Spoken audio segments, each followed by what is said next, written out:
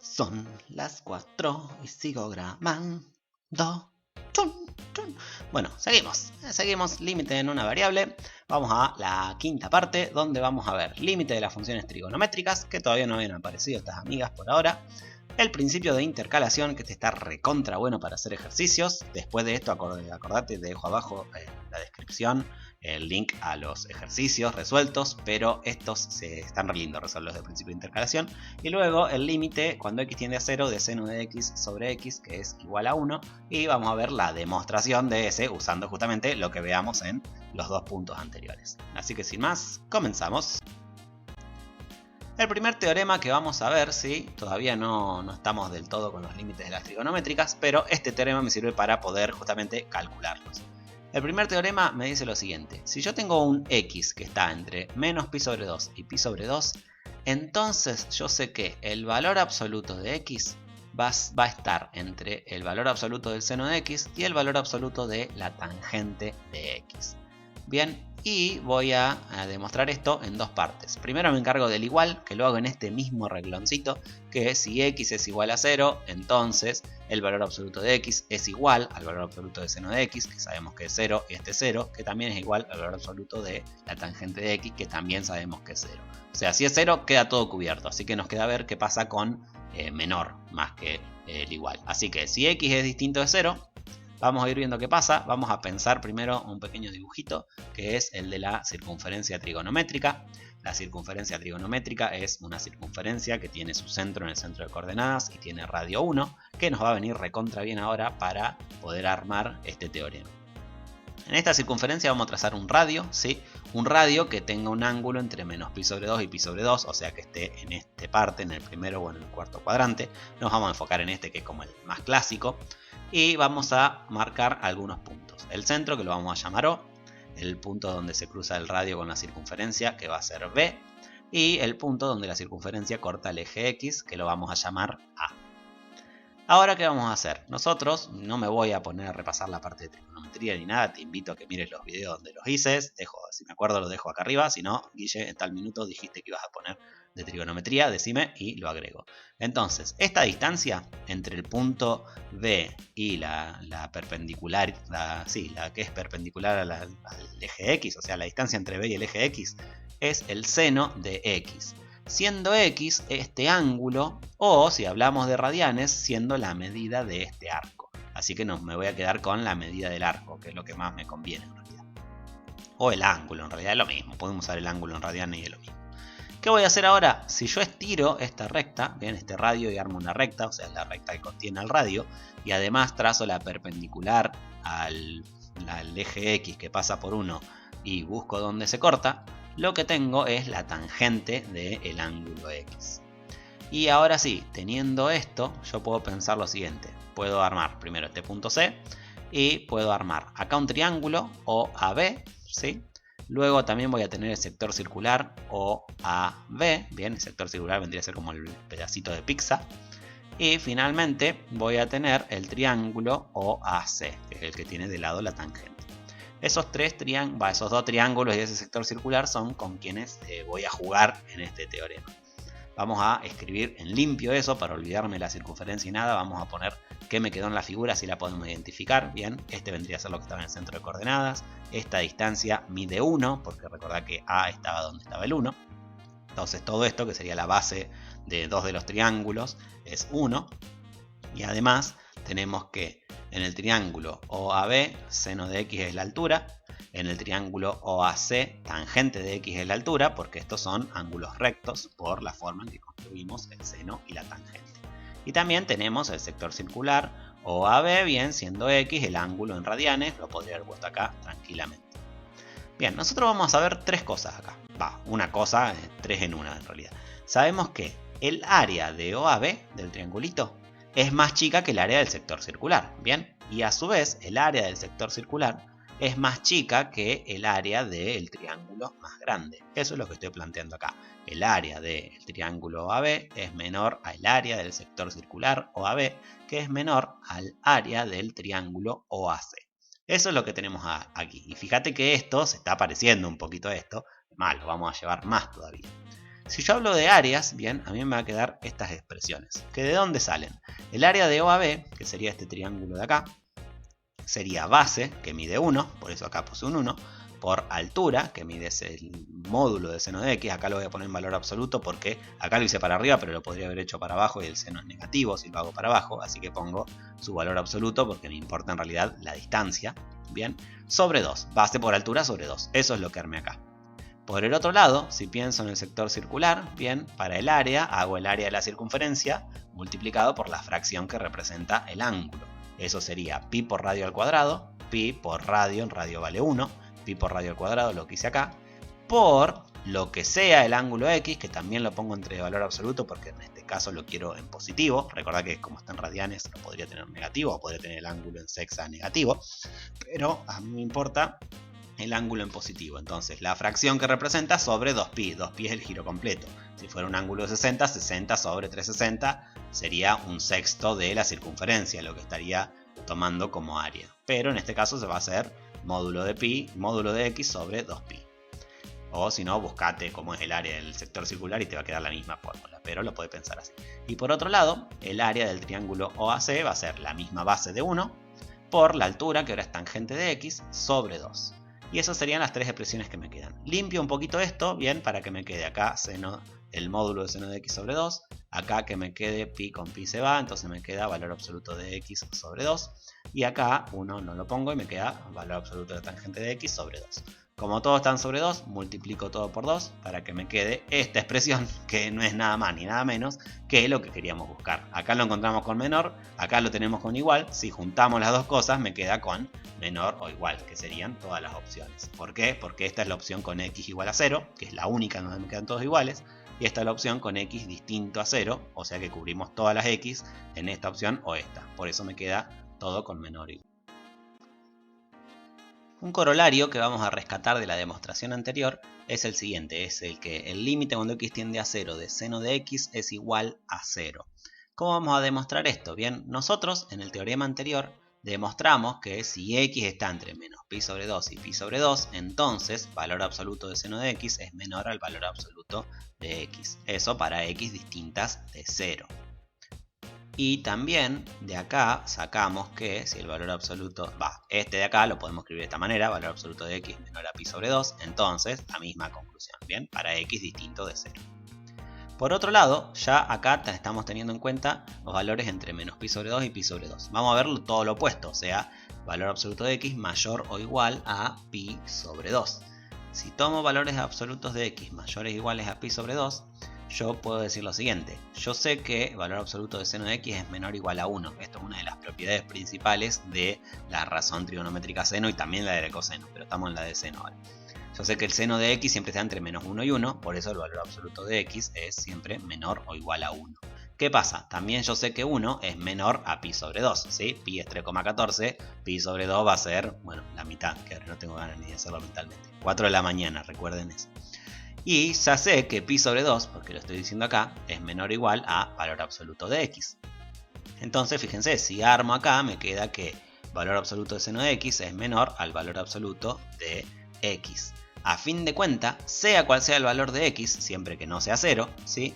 Voy a decir que el valor absoluto del seno de x es menor o igual a valor absoluto de x. Bien, siempre que no sea 0, por ahora lo digo acá, en realidad si esto es 0, es 0 pero igual que 0, que también es válido, ¿sí? Si quieren lo podemos agregar, además lo agregamos en la definición anterior y no acá. Pero como no me importa el 0, porque en el límite quiero el entorno reducido, no el que tiene el 0, no me importa tanto para la demostración, no deja de estar correcto esto que hice. También podríamos ponerle acá para x igual a 0 y hacer una triple llave y listo. Pero bueno, no importa. De acá entonces, ¿qué vamos a saber? Vamos a tomar un epsilon. Para cualquier epsilon en realidad vamos a considerar un delta que sea menor a ese epsilon para armar lo que viene a continuación.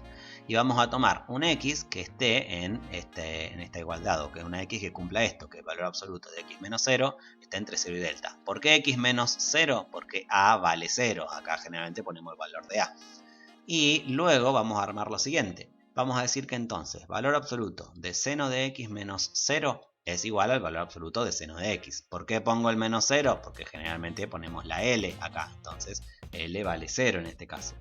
me queda valor absoluto del seno de x. Ya demostramos que el valor absoluto del seno de x, bien, vale menor o igual al valor absoluto de x, ¿sí? Y de acá yo puedo decir que valor absoluto de x es menor que delta. ¿Por qué puedo decir esto? Porque estoy partiendo de que valor absoluto de x menos 0 es menor que delta. Esto es lo mismo que esto. Como esto lo tomo cierto, esto también acá es cierto. Y como dije que delta siempre es menor a epsilon, acá me queda menor c epsilon. Si juntamos todas las partes, me queda que esto es menor a epsilon, que es justamente lo que necesito para poder afirmar que el límite cuando x tiende a 0 del seno de x es igual a 0. Y ahí quedó resuelto. Vamos a otro corolario, que es que el límite cuando x tiende a 0 del coseno de x es igual a 1. Bien, tanto este como este acá me van a servir para demostraciones en la próxima diapo. Bien, vamos a usar una propiedad del coseno que es la siguiente, ¿sí? Les debo las propiedades de las trigonometrías, bien, todavía no hice video sobre eso, pero son tan paja estas sobre todo esta jodida, porque tengo que hacer tantos dibujitos tan feos y no tengo ganas, o trabajar tan algebraicamente, llevarme horas y horas escribiendo y no me da ganas todavía. Ya las voy a hacer en algún momento, se las prometo. Hay algunas básicas, sí, que ya les he puesto links a video y todo, pero de estas más jodidas no hice ninguna todavía. Bueno, a fin de cuentas, esta razón trigonométrica, o esta identidad trigonométrica que vamos a usar, me dice que el coseno de 2x es igual a 1 menos el seno al cuadrado de x. Y esta es la que vamos a usar. Y vamos a plantear lo siguiente. Vamos a plantear el coseno de 2 por x sobre 2. Coseno de 2 por x sobre 2 es lo mismo que el coseno de x. O sea que tranquilamente lo puedo escribir así. Lo escribo así para que me quede 2 por algo para poder usar esta propiedad. Si uso esa propiedad, a mí me queda el límite cuando x tiende a 0 de 1 menos seno al cuadrado de x sobre 2. Acá lo que estoy haciendo bien es ahora armar todo en función del seno y de otras operaciones para usar álgebra y álgebra de límites y poder resolver todo sin necesidad de usar ninguna definición de estas larguitas. Entonces, ¿qué hago acá? Acá, como tengo una resta, me va a quedar el límite de 1 menos el límite de todo lo otro, y este cuadrado ya lo escribo como seno de x sobre 2 por seno de x sobre 2. Acá, como tengo un producto, ya demostramos que me queda el producto de los límites. El límite de un producto de los límites. Y ahora yo tengo sé que me va a dar 1, límite cuando x tiende a 0 de senos de x sobre 2. Este me va a dar 0 porque este me va a quedar, a fin de cuentas, igual que el anterior, entonces ni lo voy a hacer, directamente lo dejamos así. Y acá me va a quedar 1 menos 0 por 0. Y 1 menos 0 por 0 es 1. Y ahí entonces demostramos lo que queríamos. Ahora sí, vamos al límite de las funciones trigonométricas. Vamos a usar las dos cositas que hicimos anteriormente, sobre todo para poder definirlos. Si tengo el límite cuando x tiende a de seno de x, yo a este lo puedo pensar como el límite cuando x tiende a 0 de seno de x más a. ¿Qué hago con esto? ¿Por qué puedo hacer esto? X tiende a lo llevo a hacer x tiende a 0, o sea que desplazo la x hasta el 0 en vez de hasta la a. Y como estoy moviendo la x de lugar, tengo que mover sí o sí, bien, la función de lugar para que esto siga siendo igual a esto. Bien, usamos los desplazamientos que hemos trabajado en la parte práctica de funciones, ¿sí? Para poder explicar esto. Bien, si me acuerdo, link acá a la práctica de funciones de desplazamientos, así podés ver a qué me estoy refiriendo. Luego, con este de acá, yo voy a usar otra identidad trigonométrica, que es la identidad del seno de una suma. Seno de x más y lo puedo escribir como seno de x por coseno de y más coseno de x por seno de y.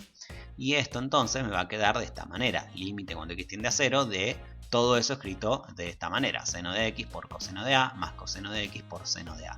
Y acá, como tengo multiplicaciones y sumas de funciones que ya sé cuáles son sus límites, entonces esto me va a quedar de esta manera, ¿sí? Esto sería límite cuando x tiende a 0 de seno de x por límite cuando x tiende a 0 del coseno de a más límite del coseno de x más por el límite del seno de a. Y esto sería límite cuando x tiende a 0 del seno de x es 0, lo acabamos de ver en la diapositiva anterior. Límite cuando x tiende a 0 del coseno de a, como a es una constante, su coseno también es una constante. Por lo tanto, este me da una constante que es coseno de a. Límite cuando x tiende a 0 de coseno de x, sabemos que es 1, lo hicimos en el anterior. Y límite cuando x tiende a 0 del seno de a es seno de a, porque seno de a es una constante. Acá, ¿qué pasa? Me queda 0 por coseno de a, vuela, 1 por seno de a, me da finalmente seno de a. Finalmente, el límite cuando x tiende a de seno de x es seno de a. Puedo reemplazar directamente. Esto vendría a ser lo que luego o anteriormente le han explicado como la regla del reemplazo. Por eso se puede hacer reemplazo, por todo esto que hay detrás. De manera similar, hacemos el del coseno, recordando que el coseno de una suma es coseno de x por coseno de y menos seno de x por seno de y. Bien, hago los reemplazos directamente y me queda 1 por coseno de a más 0 por seno de a. Esto se me va y me queda finalmente coseno de a. Y una vez que tengo el del seno y el del coseno, es bastante sencillo armar lo de las otras 4 razones trigonométricas. La de la tangente, nosotros sabemos que tangente es seno sobre coseno. Entonces yo acá puedo usar la propiedad de la división. Bien, el límite de una división es la división de los límites, siempre que el denominador no sea 0. Seno de a sobre coseno de a es tangente de a. Directamente entonces límite cuando x tiende a de la tangente de x es la tangente de a. Pero cuando coseno de a es 0. Coseno de a es 0 cuando a es un número de la estructura pi sobre 2 más kpi, siendo k un número natural, o sea, pi sobre 2, pi sobre 2 más 1, pi sobre 2 más pi, pi sobre 2 más 2pi, pi sobre 2 más 3pi, todo eso hacen que me dé 0, entonces los tengo que eliminar. El límite cuando x tiende a de la tangente entonces existe siempre que a sea distinto de pi sobre 2 más kpi. Cuando pienso en la cosecante, cosecante es 1 sobre seno. Entonces acá me va a quedar el límite de 1 sobre el límite del seno de x, o sea 1 sobre seno de a, y tengo que 1 sobre seno de a es cosecante de a. Por lo tanto, el límite cuando x tiende a de la cosecante de x es cosecante de a. Teniendo en cuenta, bien, que como acá tengo un seno de a en el denominador, a tiene que ser distinto a cualquier estructura que sea k por pi, porque todas esas, seno de un número natural por pi, siempre hace que me dé 0 el resultado. Seno de pi, seno de 2pi, seno de 0, todo eso me dan 0 y no me puede quedar 1 sobre 0, recordamos eso. Para la secante es bastante parecido, lo dejo ahí escrito. Para la cotangente también es bastante parecido y lo dejo ahí escrito. Vamos ahora al teorema del principio de intercalación. Este teorema es re lindo, a mí me gusta bastante.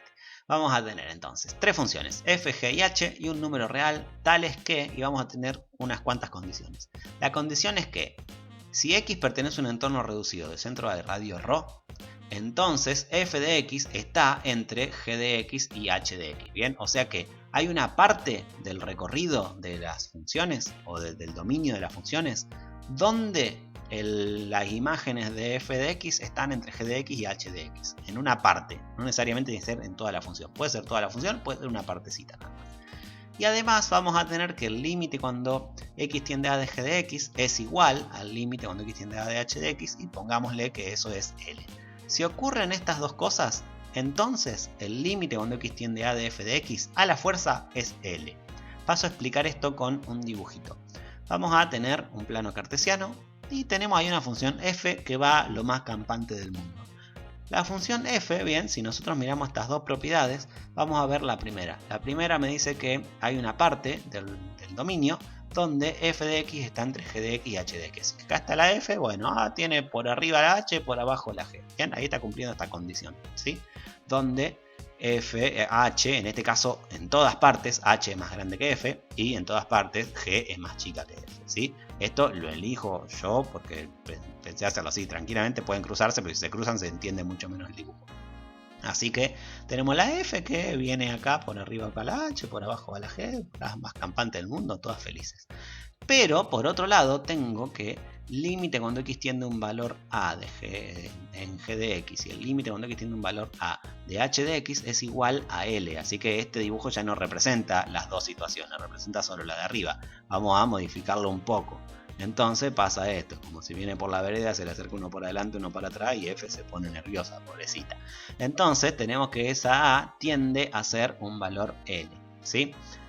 Límite cuando x tiende a de la verde, de g, y límite cuando x tiende a de h, de la roja, tiende a ser L. Y fíjense que no queda otra que a la fuerza el límite cuando x tiende a de f sea igual a L. Gráficamente lo podemos visualizar así, entonces. La función está sí o sí a la fuerza, como queda encerrada entre las otras, sí o sí tiene que pasar o acercarse a L en esa partecita. Entonces esto es cómo se interpreta gráficamente el principio de intercalación. ¿Cómo lo vamos a demostrar analíticamente? No es tan complicado. tenemos el límite cuando x tiende a de g de x es igual a L. Si aplicamos la definición, bien, es esta, no la voy a decir de nuevo, la dije 20.000 veces. Entonces, de acá lo que yo voy a sacar es que si tengo que el valor absoluto de g de x menos L es menor a epsilon, eso, por propiedad de valor absoluto, me dice que g de x menos L está entre menos epsilon y epsilon. Entonces, ¿qué voy a hacer? Que g de x, lo que hago acá, para sacarme el menos L de acá, sumo L a ambos miembros. G de x está entre L menos epsilon y L más epsilon. Eso me lo dejo por un lado. Por otro lado, con la h voy a hacer algo parecido, ¿sí? El mismo razonamiento, pero voy a llegar a que h de x está entre L menos epsilon y L más epsilon. Por otro lado, voy a tener bien tres cosas. Voy a tener el mínimo entre tres cosas. Delta va a ser el menor o igual al mínimo entre delta 1 y delta 2 y ρ. ¿Por qué delta 1, delta 2 y ρ? Porque voy a tener que, yo quiero que el entorno este que estoy armando acá, de centro A y radio delta, entorno reducido, esté abarcado tanto en este, como en este acá, para que cumpla todas las condiciones. Como ese delta cumple las condiciones, hace que cumpla la x que esté en ese entorno, cumpla todas las condiciones, se me cayó todo, no voy a grabar de nuevo. Entonces, acá se están cumpliendo las tres condiciones a la vez. Se está cumpliendo que L menos epsilon es menor que g de x, esta partecita acá. Se está cumpliendo que f de x está entre g de x y h de x, lo que me dice la hipótesis. Y se está cumpliendo que h de x es menor a L más epsilon, esto que escribí acá. Entonces, si yo junto todo, L menos epsilon menor que g, acá tengo la g, menor que f de x, menor que h, acá tengo la h, menor que L más epsilon. Puedo armar que f de x va a estar entre L menos epsilon y L más epsilon. Y de acá, ¿qué puedo decir? Puedo restarle L a todo para que me quede que f de x menos L está entre menos epsilon y epsilon. Y de ahí puedo decir que el valor absoluto de f de x menos L es menor a epsilon.